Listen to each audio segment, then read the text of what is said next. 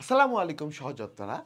আজকে আমি তোমাদের সামনে আসি তোমাদের বলতে কি আমিও যখন স্কুলে ছিলাম যেই ভাইয়াদেরকে তুমি দেখো বা যাদেরকে তুমি মনে করো যে না ভাইয়াদেরকে আমি অনুসরণ করতে চাই সেই ভাইয়ারাও যখন স্কুলে ছিল সকলের একটা প্রশ্ন ছিল যে গণিতে আমি নিজেকে দক্ষ করব কিভাবে।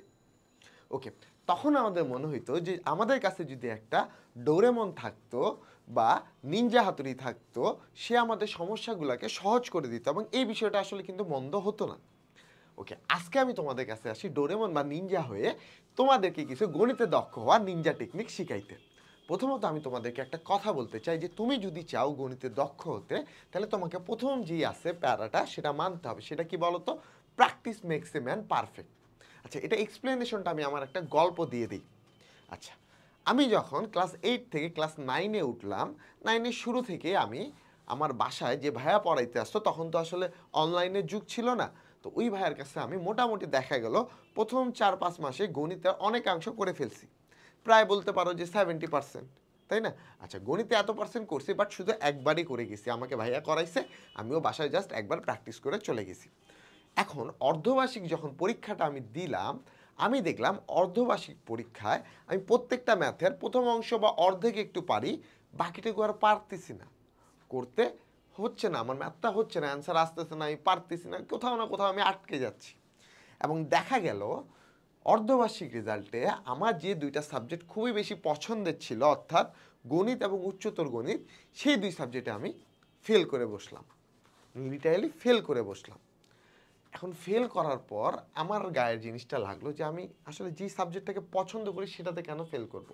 আমি কি করলাম, তার পরের দিন থেকে নিজের মাথায় একটা জিনিস সেট করে রাখলাম যে আমি আজকে থেকে 6 মাস ডেলি ম্যাথ প্র্যাকটিস করব। এবং হ্যাঁ, আমি প্রত্যেক দিন 1 ঘন্টা করে হয় উচ্চতর গণিত, না হয় দুইটাই প্র্যাকটিস করা শুরু করলাম। প্র্যাকটিস করতে করতে এমন হয়ে গেল যে না, আমি এখন ম্যাথ পারি। একবার মানে একটা ম্যাথ আমি প্রায় 5-7 বার করে ফেলছি। এবং বার্ষিক পরীক্ষা দেখা গেল খুব অল্প সংখ্যক পাশ করলো এবং আমি তার মধ্যে অন্তর্ভুক্ত হলাম। তাহলে তোমরা এখান থেকে কি বুঝলা গল্পটাতে? আমি প্রথমে অঙ্ক করে গেছিলাম, প্রথমেও তো আমি ফাঁকিবাজি দেইনি, অঙ্ক করছি আমি, পরেও আমি অঙ্কটা করছি। তাহলে আমার দুইটার মধ্যে পার্থক্য কী ছিল? টেকনিক্যাল। আমি প্রথমবার শুধু একবার করেই চলে গেছি, এটাতে আমি কি হয়েছি? ওভার কনফিডেন্ট হয়ে গেছি। সো ওভার কনফিডেন্ট হওয়ার কারণে আমি কিন্তু পরবর্তীতে আরও ম্যাথগুলা করিনি।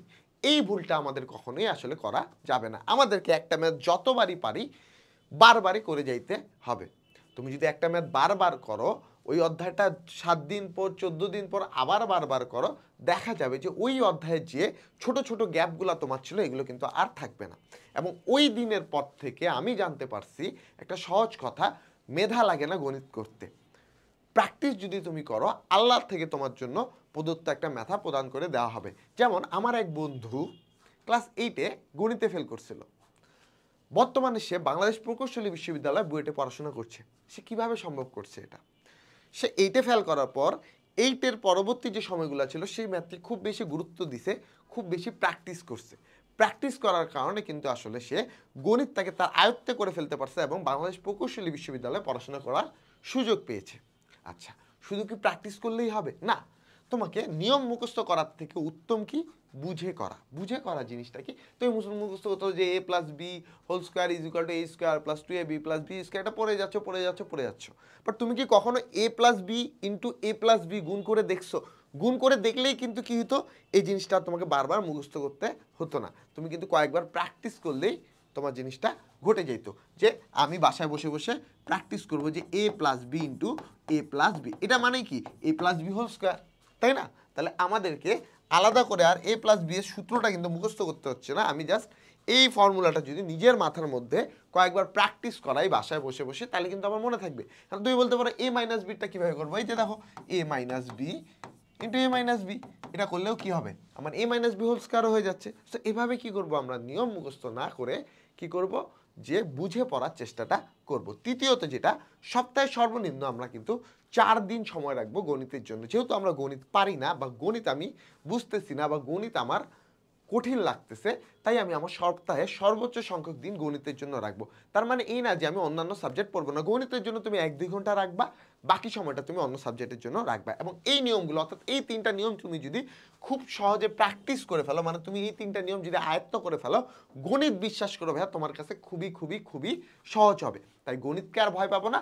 ৩ টা নিয়ম ফলো করে আমরা গণিতে কিন্তু দক্ষ হয়ে যাব।